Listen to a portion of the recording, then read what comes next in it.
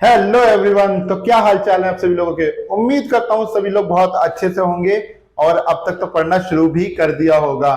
तो जैसा कि हम लोग जानते हैं कि हमारी क्लास 9th के साइंस के लेक्चर जो है अपलोड होना शुरू हो गए हैं।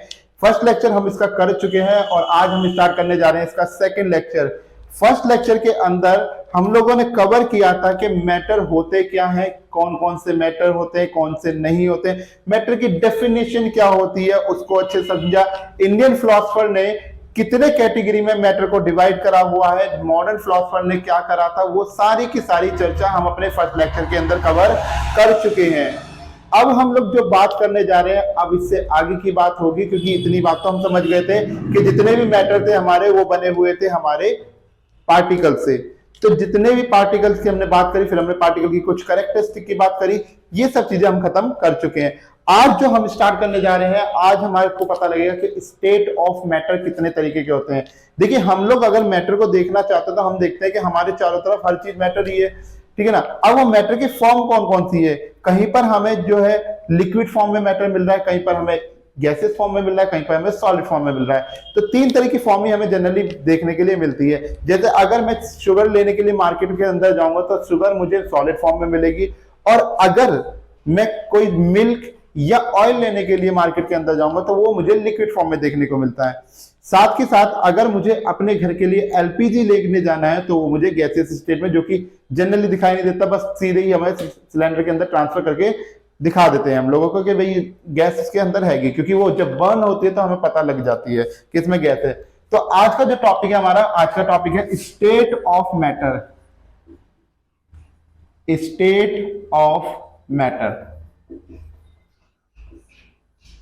तो मैटर की तीन स्टेट होती हैं, 3 स्टेट। वो 3 स्टेट कौन कौन सी होती हैं? First one is the solid, second state matter की जो होती है वो है लिक्विड, एंड थर्ड स्टेट होती है हमारी गैस। ये 3 स्टेट होती है हमारी मैटर की, सॉलिड, लिक्विड एंड गैस। तो इसमें हम सबसे पहले जो बात करते हैं कि सॉलिड की। देखिए, सॉलिड की अगर हम जनरली बात करें, क्या सॉलिड की कोई डेफिनेशन हो सकती है? मैं आपसे कह रहा हूं कि दिस इज अ मार्कर, अब इस मार्कर की कोई डेफिनेशन बताओ। ये एक सॉलिड है, तो सॉलिड की क्या डेफिनेशन दोगे आप? सॉलिड की कोई डेफिनेशन बनी नहीं सकती। क्या कहोगे आप? सॉलिड के वो मजबूत है, हार्ड शेप बना रहा है, रिजिड बॉडी बना रहा है, ये सब तो इसके गुण हो गए। तो यहां पर मतलब इस सॉलिड की कोई भी डेफिनेशन हमें देखने को नहीं मिलेगी। तो हमें पता कैसे लगा कि ये चीज सॉलिड है? तो उसके जो गुण उसने यहां पर शो करे, उस गुणों के आधार पर हमने बताया कि ये चीज सॉलिड है या लिक्विड है, ठीक है। तो हम यहां पर बात करने वाले हैं इनकी प्रॉपर्टीज के ऊपर ही। अब तो प्रॉपर्टीज ऑफ सॉलिड, कि सॉलिड की कौन कौन सी प्रॉपर्टी होती है। तो सबसे पहली प्रॉपर्टी अगर हम लोग बात करें कि सबसे पहली प्रॉपर्टी हमारी सॉलिड की क्या हो जाएगी कि solids have fixed shape and mass, कि जितने भी सॉलिड होते हैं उन सभी के सभी सॉलिड की एक तो शेप फिक्स होती है और उनका मास भी फिक्स होता है। जैसे मेरे पास में ये मार्कर है, अब मार्कर को देखिए, इसकी शेप फिक्स है कि ये सिलेंड्रिकल फॉर्म में बना हुआ है। अब जैसे ये सिलेंड्रिकल फॉर्म में, ये ऐसा ही रहेगा, ऐसा नहीं कि मैं इसको स्क्वायर बना दूंगा, ठीक है ना। तो इसकी एक बार जो शेप बन गई वो वैसी शेप में रहेगा, और जो इसका मास होगा ये उसी मास का भी बना रहेगा, चेंज नहीं हो सकता।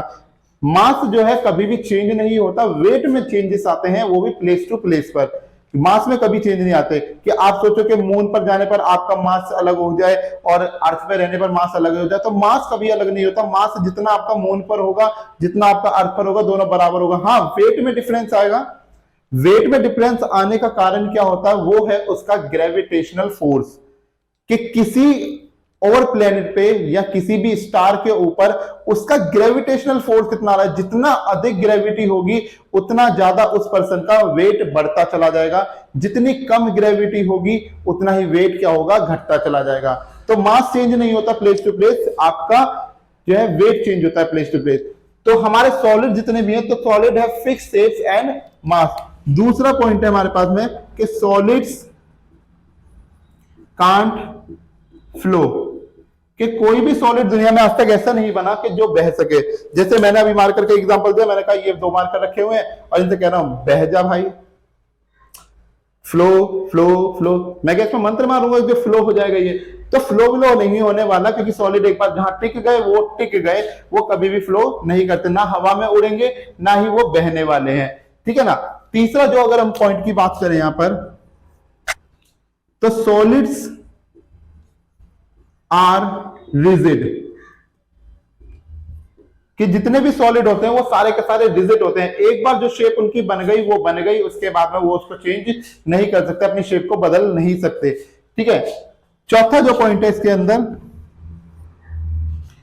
कि सॉलिड्स हैव हाई डेंसिटी,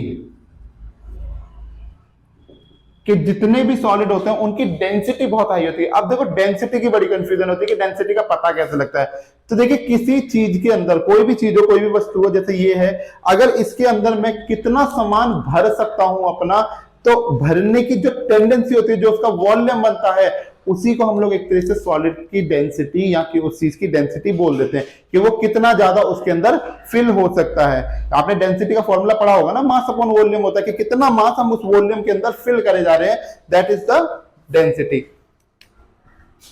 पांचवा पॉइंट की बात करें कि द इंटरमोलिकुलर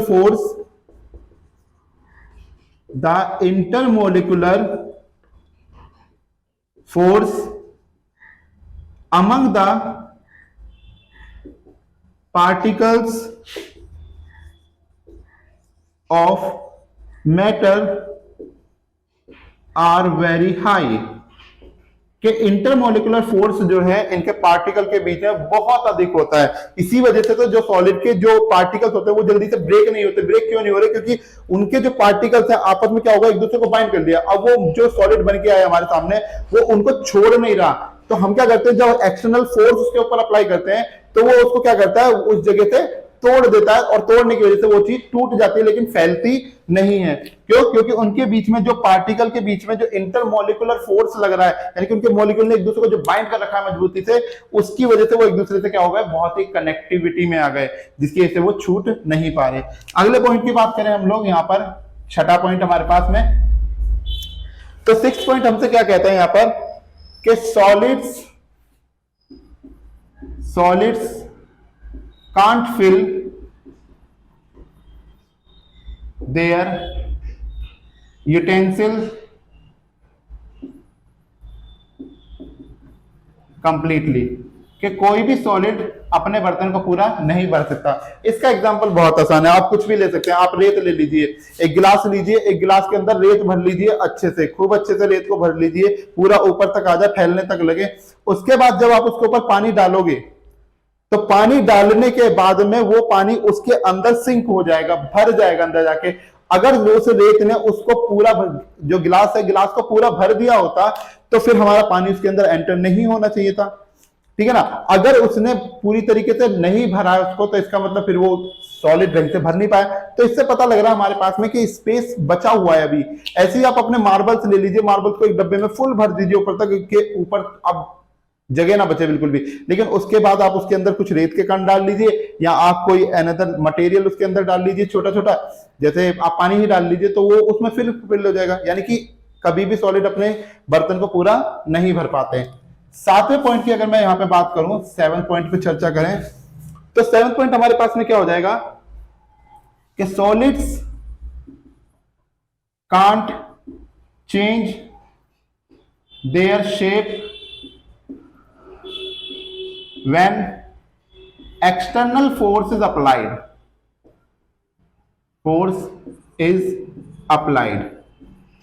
कि सॉलिड कभी भी अपनी जो है शेप को चेंज नहीं करते अपने, या कितना भी एक्सटर्नल फोर्स आप लगा लो उसके ऊपर, वो कभी भी अपनी शेप को चेंज नहीं करेंगे। वो बस क्या कर सकते हैं, अपने आप को तोड़ तो लेंगे, लेकिन अपनी शेप को चेंज नहीं करेंगे। बिल्कुल उसी तरीके से आप समझ लीजिए जैसे कोई एक नया आशिक, जब कोई लड़का बनता है या कोई लड़की आशिक बनती है, तो उस केस में क्या होता है, उनके मन में बड़ा ऐसा लगता है उन लोगों को कि भाई हमारे मन में तो बड़ी प्रेम मोहब्बत भरी हुई है, लेकिन जस्ट अट्रैक्शन को वो लोग क्या करते हैं, एक मोहब्बत मानने लगते हैं कि भाई बड़ा प्रेम भरा हुआ है।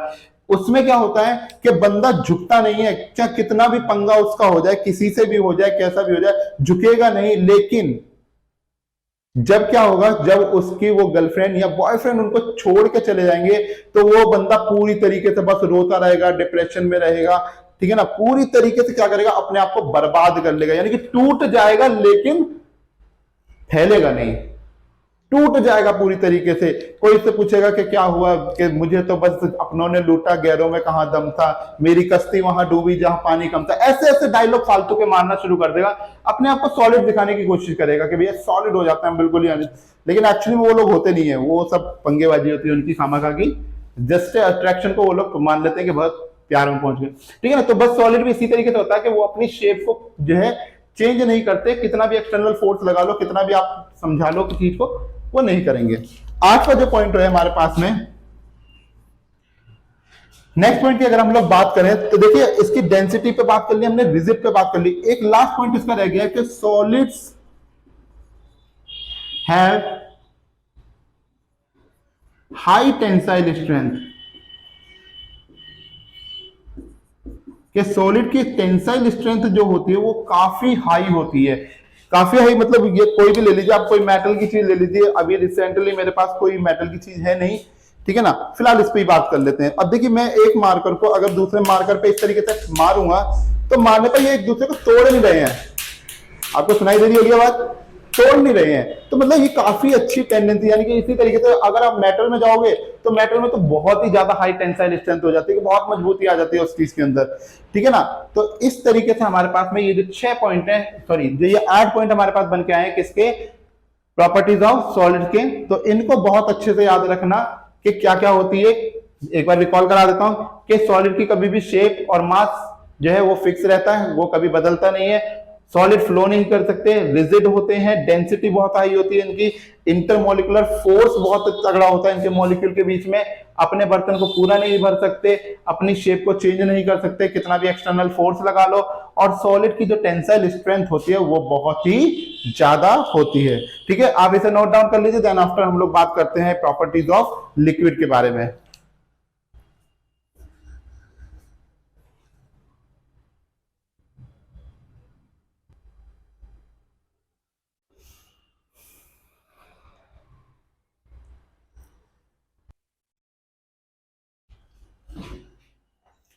चलिए, तो आप लोगों ने इसे लिख लिया होगा। नेक्स्ट हम लोग बात करते हैं प्रॉपर्टीज ऑफ लिक्विड के बारे में।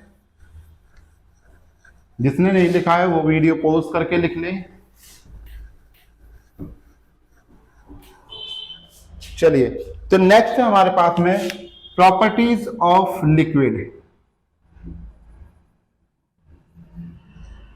अब प्रॉपर्टी ऑफ लिक्विड की अगर हम लोग बात करें तो लिक्विड यानी कि कोई भी ऐसा मटेरियल जिसका शेप तो कभी भी फिक्स नहीं होगा, ठीक है ना, मास तो फिक्स हो सकता है। आप मिल्क लेके आते हो, अब मिल्क को आप डोलची में लेके आ रहे हो तो डोलची की शेप को ले लेगा, कटोरे में लेके आओगे तो कटोरे जैसी शेप ले लेगा, किसी डब्बे में लेके आओगे डब्बे जैसी शेप ले लेगा, किसी सुराई के अंदर रख दोगे तो सुराई जैसी, मतलब उसकी जो शेप है वो हमेशा बदलती रहेगी, फिक्स नहीं रहेगी। तो पहला पॉइंट यही हो जाएगा कि लिक्विड्स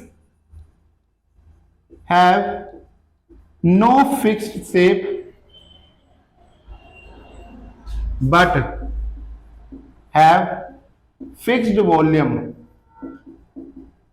कि जितने भी हमारे पास में लिक्विड होते हैं उनकी शेप फिक्स नहीं होती लेकिन उनका वॉल्यूम फिक्स रहता है, ठीक है। दूसरी हम लोग बात करें, लिक्विड्स कैन फ्लो, कि सारे के सारे लिक्विड, दुनिया के जितने भी लिक्विड है वो सारे के सारे आराम से फ्लो कर सकते हैं। आपने देखे ही हुए हैं, आप दूध लो, पानी लो, आप जूस ले लो या फिर आप ऑयल ले लो, किसी भी लिक्विड को डालोगे सबकी डेंसिटी के ऊपर अलग अलग बात भले ही हो जाए, अदरवाइज सब फ्लो कर सकते हैं लगभग। जिसकी ज्यादा डेंसिटी हो जाएगी वो धीमे फ्लो करेगा, जिसकी डेंसिटी कम होगी वो तेजी से फ्लो कर जाएगा।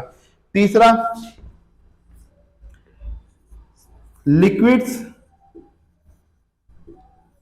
Can't fill their utensil completely, कि लिक्विड भी अपने बर्तन को पूरा नहीं भर सकते, वो भी अपने बर्तन को कुछ ना कुछ खाली कर। अब इसका एग्जांपल आपको लेना, पहले आप एक गिलास लीजिए और उसको ना पूरा भर लीजिए, फुल पानी फ्लोट होने लगे उसके ऊपर से, यानी कि ऊपर से पानी बाहर निकल जाए, बाहर झलकने लग जाए, और उसको फिर एक साइड में रख दीजिए। उसके बाद एक ड्रॉपर लीजिए और ड्रॉपर से उसमें ना थोड़ा थोड़ा करके पानी डालिए, आप पाएंगे देखना कि उसके अंदर पानी उसके बाद भी डिपॉजिट हो रहा है और उसमें से पानी झलकेगा नहीं, एक एक करके आराम आराम, ज्यादा ऊंचे से नहीं गिरना, क्योंकि अगर प्रेशर पड़ेगा तो प्रेशर की वजह से पानी जरूर फैल जाएगा। प्रेशर नहीं मारना, बड़े आराम आराम से आप उसको डालोगे तो आप देखोगे कि वो लिक्विड उसके अंदर डिपॉजिट हो जा रहा है। ठीक है ना। तो इससे हमें पता लगा कि जो लिक्विड होते हैं वो भी अपने बर्तन को पूरी तरीके से भर नहीं पाते हैं। चौथी बात अगर हम लोग करें कि लिक्विड कांट बी कंप्रेस्ड, कि किसी भी लिक्विड को हम दबा नहीं सकते। आप ऐसे पानी लो और पानी लेके ऐसे कहो कि मैं आज इसे पकड़ लूंगा कस के, तो ऐसा नहीं होने वाला। लिक्विड है, जैसे ही आप इसे मुट्ठी बंद करोगे वो सारा का सारा आपके हाथ से निकल जाएगा। यानी कि उसको कंप्रेस नहीं किया जा सकता, लिक्विड को कंप्रेस नहीं कर सकते। ठीक है ना। पांचवें पॉइंट की अगर हम लोग बात करें, फिफ्थ पॉइंट इसका, तो पांचवा पॉइंट क्या हो जाएगा कि liquids have week intermolecular force, liquids have weak intermolecular force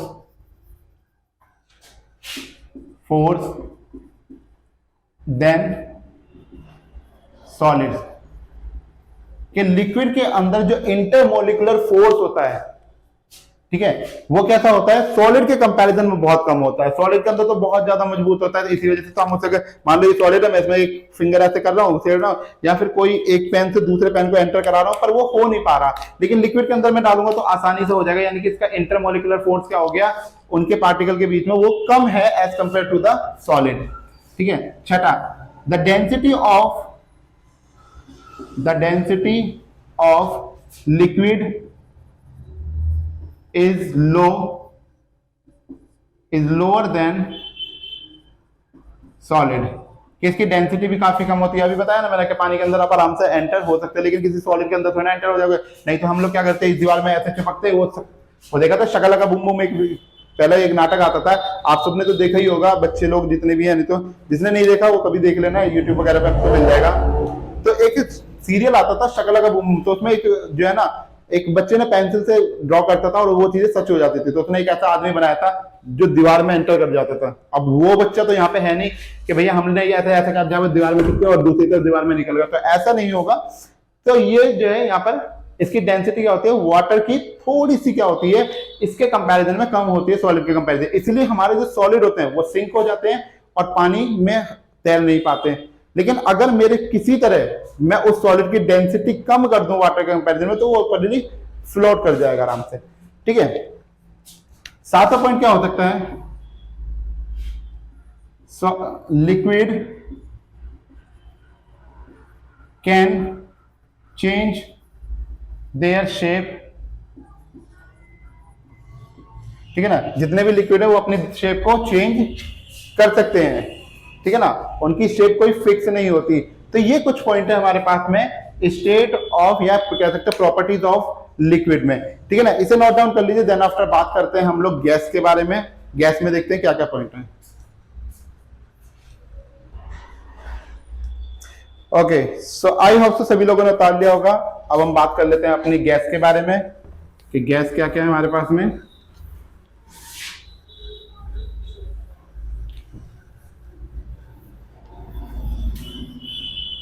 चलिए, तो आगे देखिए, प्रॉपर्टीज ऑफ गैस की बात कर लेते हैं। Properties of gas.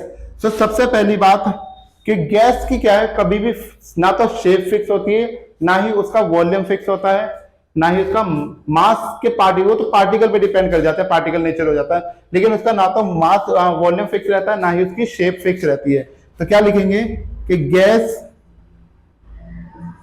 Has no fixed shape and fixed volume, कि हमारी गैस की जो है ना तो शेप फिक्स होती है, ना ही उसका वॉल्यूम फिक्स होता है। दूसरी बात करी जाए कि गैस कैन फ्लो, गैस जो है हमारी वो आराम से फ्लो कर सकती है। गुब्बारे को ही देख लो, एक गुब्बारे के अंदर आपने गैस भरी, इसको छोड़ दो ऊपर की तरफ उड़ रही है। नहीं तो बहुत सारी एयर पार्टिकल में आप लोग देखते हैं डिफरेंट काइंड ऑफ गैसेस पाई जाती है, like oxygen, carbon dioxide, methane gas, nitrogen gas. ये सारी गैसेस हमारी क्या हो रही है, एनवायरमेंट में फ्लो ही तो कर रही है, और कर क्या रही है।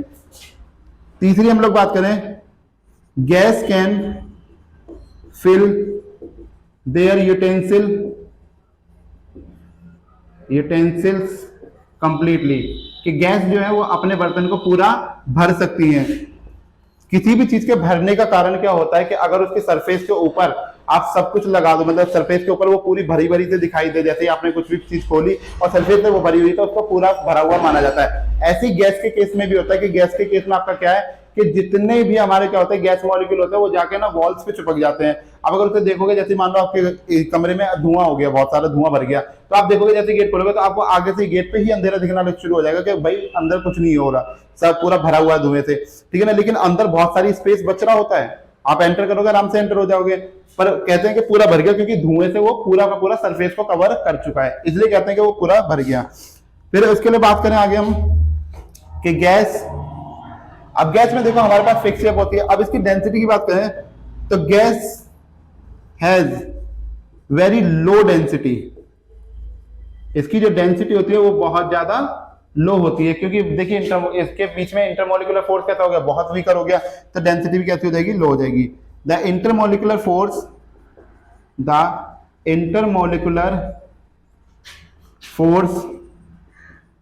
among the particle of gas is very very low, कि जो इंटरमोलिकुलर फोर्स होता है वो बहुत ही ज्यादा कम होता है, इसीलिए तो गैस के पार्टिकल इधर उधर आसानी से ब्रेक हो जाते हैं, आसानी से टूट जाते हैं, ठीक है।